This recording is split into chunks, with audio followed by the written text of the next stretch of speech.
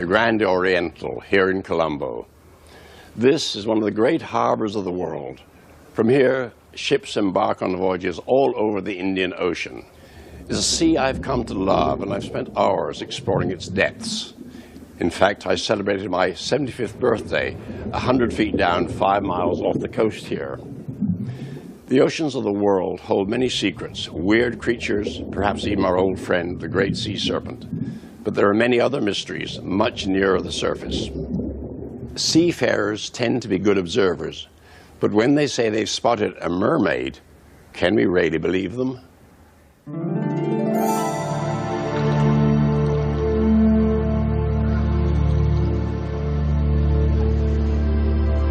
These two scientists take mermaids seriously, but their experiments on one of Canada's Great Lakes have convinced Irmgard Schroeder and Waldemar Lenn that the sailors' sightings are illusions created by mirages.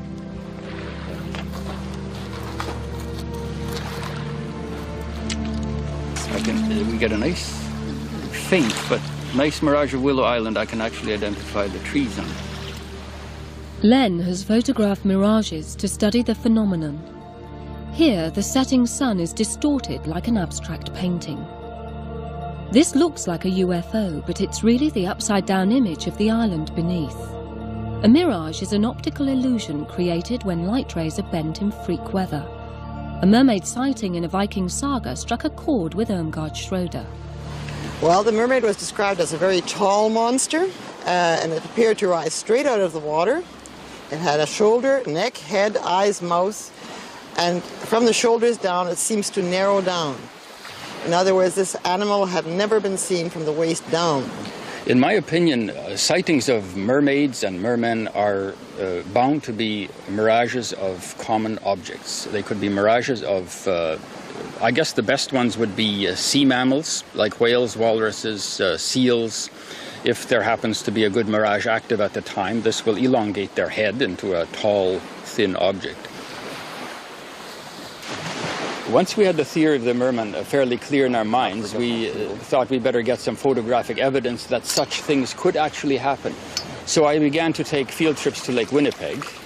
I was very fortunate in getting a photograph of a boulder that was very strongly refracted upward into an elongated shape that looked almost exactly like the shapes I had postulated theoretically.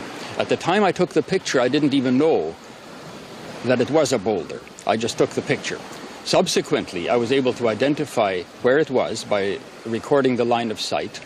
We walked up close to it and we took another picture of it, and it was indeed a relatively small boulder, about perhaps a meter in diameter. The mirage distorted the stone to look like a head and shoulders, easy to mistake for the mermaid described in the ancient writings. In modern day, there haven't been very many reports of mermen in the North Atlantic and the Greenland Sea. I think part of the reason is that the sailors are far too high off the water. I think a Viking sitting in his longboat would be just at the right elevation. More modern sightings of mermaids in Papua New Guinea lured this American halfway across the world. Explorer Tom Williams organised an expedition and recorded it on his home video. The weird tales of the locals spurred him on. How about her skin and the contrast upper and lower? From the head down above here is part of the body, I mean human body. From here to downstairs is fish. Yeah. How about arms and hands? With arms, hands, head and eyes.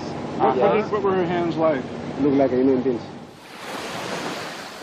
When we first arrived in New Guinea, after dropping anchor in a bay, after being there 10 minutes, we saw this graceful tail break the surface of the water and slide slowly under it. It was a very graceful whale-like tail, but not the size of a whale. And we saw a rolling back break the surface, after which the tail would break up and slowly descend. Of course, we were beside ourselves with joy when we saw this. And a little bit later, a native came up in a rowboat and told us in pidgin that yes, this was the ilkai, the legendary animal that we'd heard about. Williams suspected this creature, the dugong, had inspired the stories, but the locals said no.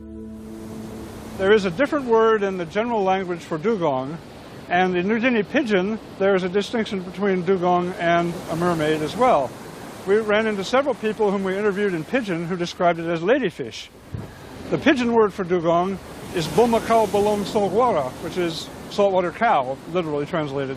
And they told quite convincing tales of an animal that was in no way a dugong. She has breast, long hair, arms, and lives in the sea, and he said there's a man and a woman and a baby out there. But William's suspicions were soon confirmed when this sad corpse washed up on the beach. Locals had sworn it was a ladyfish, but there could be no mistaking a dead dugong. So why were the mermaid stories ever taken seriously?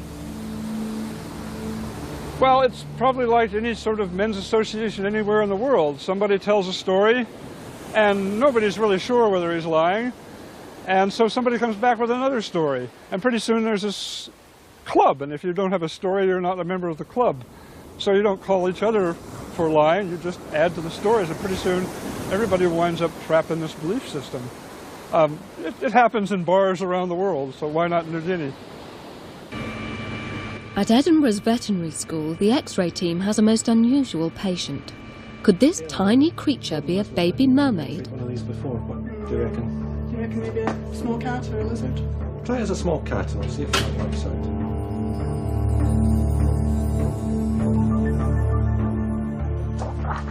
David Heppel wants the X-rays to tell him whether this strange carcass is real. Wiring of the fingers, fairly thin wire here. An avid mermaid hunter, he has seen fakes before. Sadly, this is another, made of wire and plaster. I think we see there's absolutely no trace of any skull inside the head. So this idea of them being a small monkey at the front, I think we can certainly discount certainly that. No sign of any bones in there.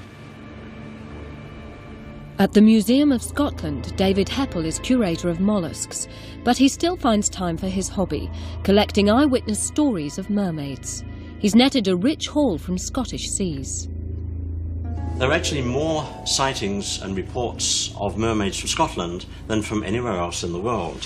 One of the best documented sightings of a mermaid from Scotland was that from Thurso in Caithness on the north coast at the very end of the 18th century. And the witness there was a local schoolmaster.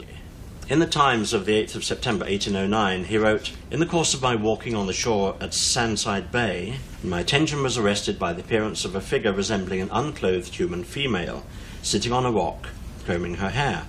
It stayed on the rock for 3 or 4 minutes before it slipped back into the sea, and he noticed that it had a fishy tail." Apart from several stories of sightings, there is also from Scotland a story of a rather remarkable capture of a mermaid. In the Shetland Islands in the year 1833, when 6 fishermen found a creature they didn't recognize entangled in their lines. They were certainly intrigued by the fact that it had what seemed to be large human-like breasts, and it was light grey in colour, pure white on the belly. And in this case, they say it had webbed fingers and the eyes were small and blue. Unfortunately, they didn't bring it back to port because it was giving these piteous cries, and they also had the superstition that it was probably unlucky to capture a mermaid. After that, a sizable reward was offered for the capture of another one, but has not yet been claimed. In Australia, 9-year-old Jamie Andrich and his playmates made an extraordinary discovery in 1993 on their local beach. So great was the sensation, they promptly reburied their treasure, and it took a government minister to persuade them to reveal where it was.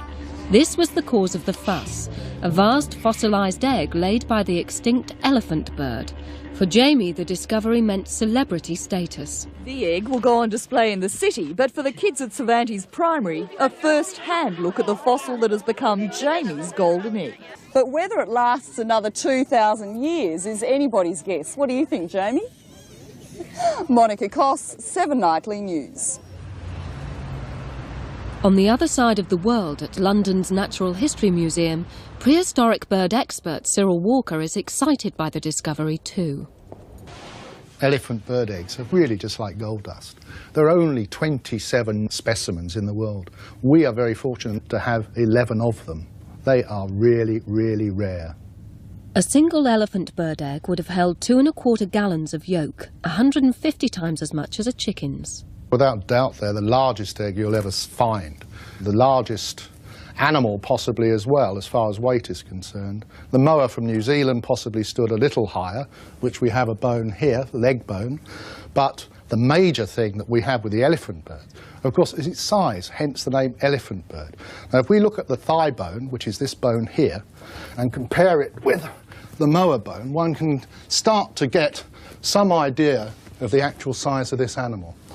Estimated at being somewhere in the region of 500 kilos or 1,000 pounds. The elephant bird lived only on the island of Madagascar off the southeastern coast of Africa. So how could its egg have travelled 4,000 miles to Australia? There are 3 scenarios that actually come to mind. The first one is that it could have been an native Australian bird, but the only animal that could have actually laid such an egg became extinct 30 million years before we know that this egg was actually laid. The second scenario could be that the egg was washed out into the sea off Madagascar from here and was picked up on a current, with which there are several, that moved it across the Indian Ocean and eventually coming to rest somewhere in Western Australia just above Perth. My own idea is relatively simple. I think it was, in fact, on an East Indiaman, probably dating 16th, 17th, 18th century type stuff, would have gone round via the Cape up to Madagascar for picking up fresh fruit and vegetables before undertaking their journey over to the Far East. On the way, the ship possibly got pushed off course by gales and actually pitched up on the beaches of West Australia. The most amazing thing is that it actually was preserved whole on the beach and then being found by young children who could have destroyed it, but didn't because they actually realised it may be of some importance.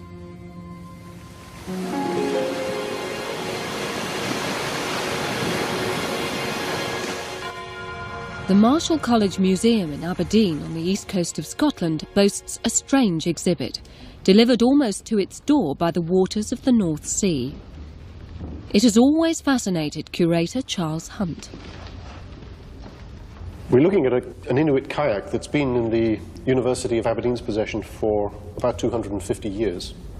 It's made from 4 seal skins, very carefully sewn together. There have been various ideas about where the kayak came from. Kayakologists have suggested Labrador, they've suggested West Greenland, but the consensus seems to be that we have a kayak from the central part of the east coast of Greenland. The kayak's exhausted owner paddled up the mouth of the River Don over 250 years ago.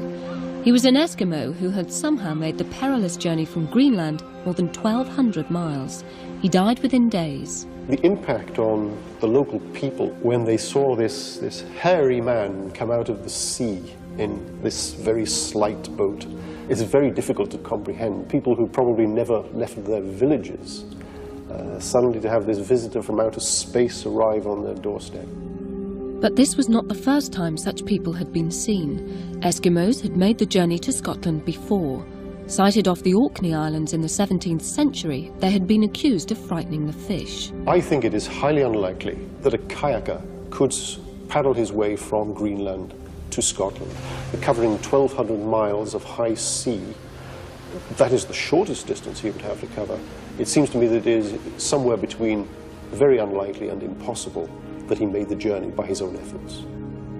Whaling captains were known to bring Eskimos home as exotic souvenirs. In the 1720s, Pock and Keeperrock were stars of the Copenhagen Regatta. 70 years earlier, these Greenlanders were kidnapped and posed for a painting in Norway. In Holland, this dried hand of an abducted Eskimo has only 3 fingers. The 4th was used as a bookmark. Danish and Dutch whalers bringing Inuit back reached such a peak at the beginning of the 18th century that they passed a law making it an offence to kidnap Inuit. And it's quite possible that our Eskimo was on board a Dutch or a Danish vessel where the captain suddenly got cold feet and put him overboard with his kayak and left him to drift. And this poor man turned up on our coast. This view reminds me that our planet should be called sea, not Earth, because water covers 3/4 of it. So much ocean, so much space for weird happenings and unexplained disappearances.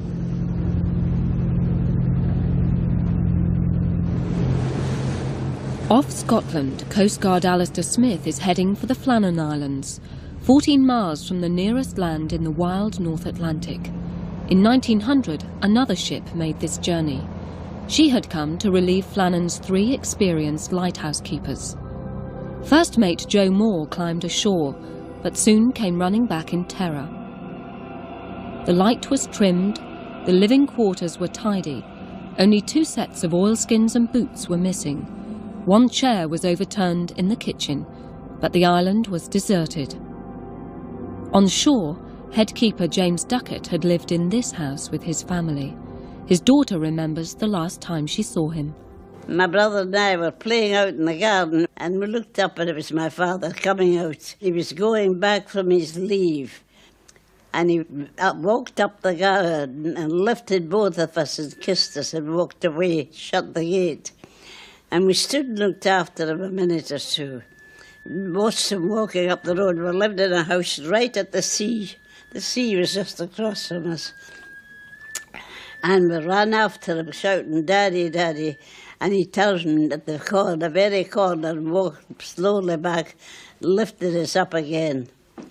So it looked as if he had some presentiment there was something going to happen.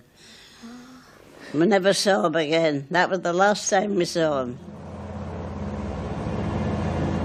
People feared isolation had driven the men to madness or suicide. Others spread rumours that one had murdered the others before escaping. Some put it down to supernatural revenge for the destruction of the island's ancient chapel. There had been a storm for several days, which would lead to very high swell waves. Every 7th or 8th wave is often very much greater, and maybe perhaps 1 in 100 or 200 is of exceptional size.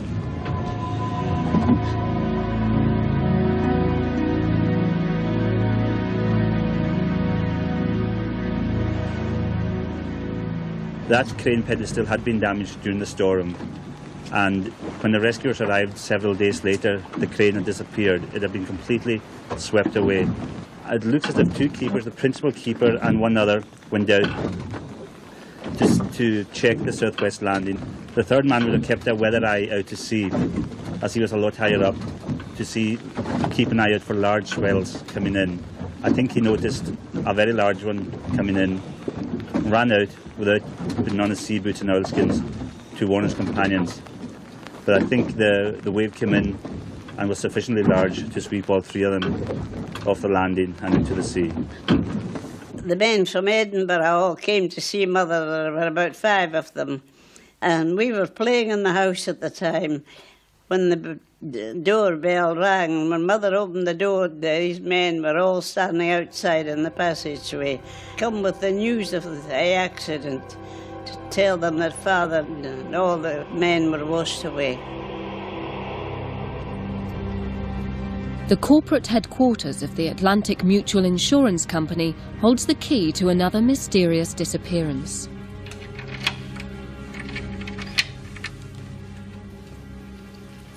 Here at the Atlantic Mutual, we have kept disaster books since 1852 on through World War II. What we used to do was record, handwritten, every marine disaster that occurred throughout the world. Ted Henke is Senior Vice President of the Claims Division of the Atlantic Mutual. The old books in the library provide reminders of the company's illustrious past and of some of their unluckier clients. They also insured the cargo of a brigantine called the Mary Celeste, and to this day the Atlantic Mutual staff can't be sure if the company should have paid the claim that was made on them when the ship disappeared. In November 1872, the Mary Celeste left New York with a cargo bound for Italy. 4 weeks later, she was found adrift on the high seas. Her crew had vanished without trace. The story that you first get just doesn't make sense. You have a seaworthy vessel, you have a cargo that's intact, you have a captain that is a part owner of the ship, he's got his wife and his small daughter on board the ship. It doesn't make sense that they would leave the ship when the ship is fine. Another good reason for coming home safely was 7-year-old Arthur Briggs, who had been left with his grandparents in America. From the ship's log, the Atlantic Mutual could chart the Mary Celeste passage from leaving New York on the 7th of November until the 25th. 9 days after the last entry, she was boarded by the crew of the De Gracia. Strangely, this ship had been beside her in New York Harbour. The Mary Celeste was sailed to Gibraltar by De Gracia first mate Oliver Devoe. He was met by suspicion. One question we would have asked ourselves is, how likely is it that two ships berthed together in New York would meet in the middle of the North Atlantic 2,138 miles apart by accident? And we would have gone back to New York, and we would have found that the two ships, the De Gracia and the Mary Celeste, were berthed side by side. And there were some rumors, but unsubstantiated or on no proof, that the two captains had dined together the night before they left.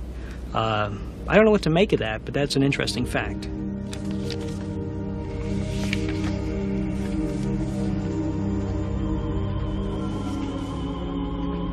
It's interesting, you're looking at the Mary Celeste through the eyes of sailors.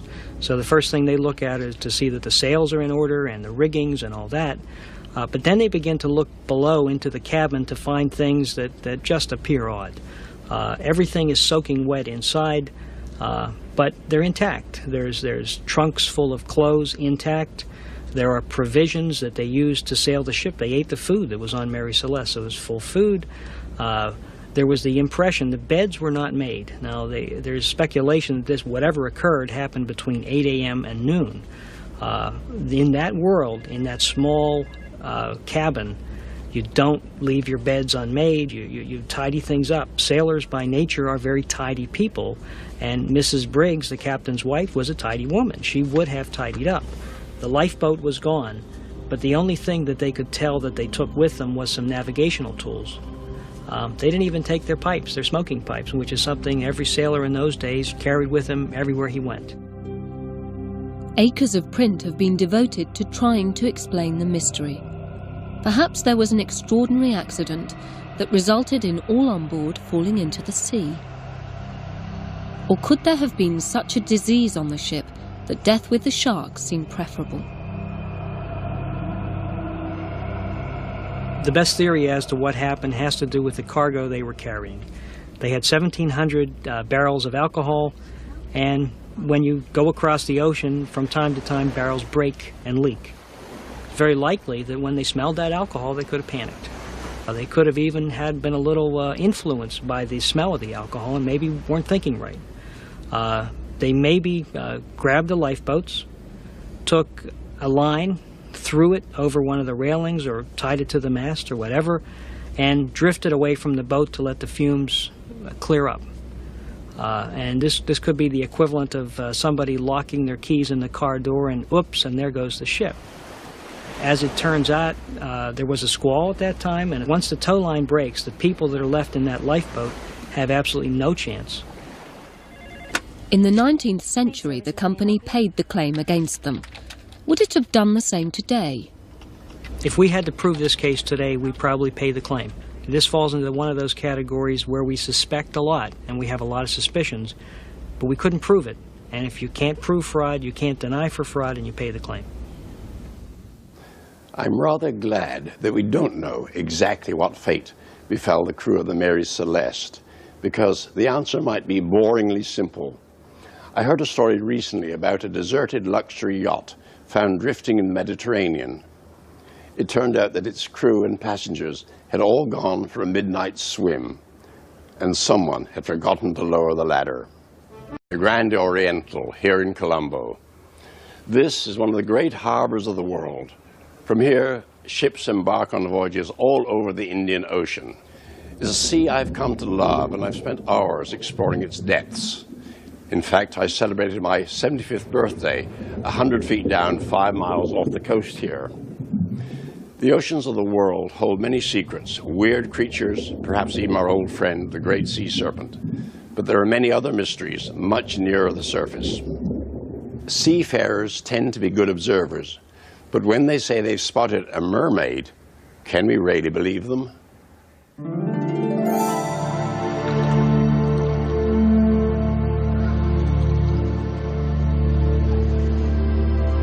These two scientists take mermaids seriously, but their experiments on one of Canada's Great Lakes. From the shoulders down, it seems to narrow down.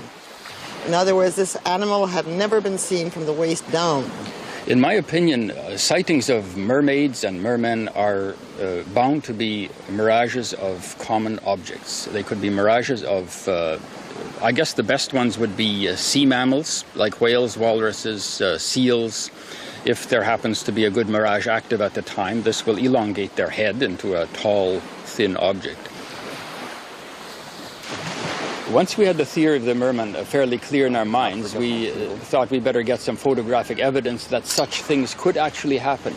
So I began to take field trips to Lake Winnipeg. I was very fortunate in getting a photograph of a boulder that was very strongly refracted upward into an elongated shape that looked almost exactly like the shapes I had postulated theoretically. At the time I took the picture, I didn't even know that it was a boulder. I just took the picture. Subsequently, I was able to identify where it was by recording the line of sight. We walked up close to it and we took another picture of it, and it was indeed a relatively small boulder, about perhaps a meter in diameter. The mirage distorted the stone to look like a head and shoulders, easy to mistake for the mermaid described in the ancient writings. In modern day, there haven't been very many reports of mermen in the North Atlantic and the Greenland Sea. I think part of the reason is that the sailors are far too high off the water. I think a Viking sitting in his longboat would be just at the right elevation. More modern sightings of mermaids in Papua New Guinea lured this American halfway across the world. Explorer Tom Williams' organisers have convinced Irmgard Schroeder and Waldemar Lenn that the sailors' sightings are illusions created by mirages.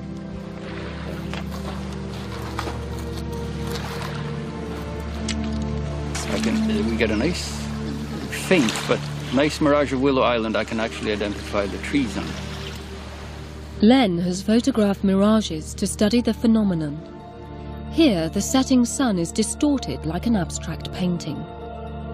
This looks like a UFO, but it's really the upside-down image of the island beneath. A mirage is an optical illusion created when light rays are bent in freak weather. A mermaid sighting in a Viking saga struck a chord with Irmgard Schroeder.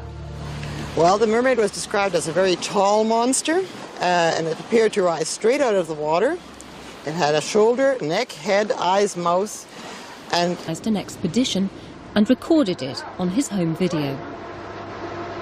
The weird tales of the locals spurred him on. What's about her skin and the contrast upper and lower? From the head down above here, it's part of the body, I mean, human body.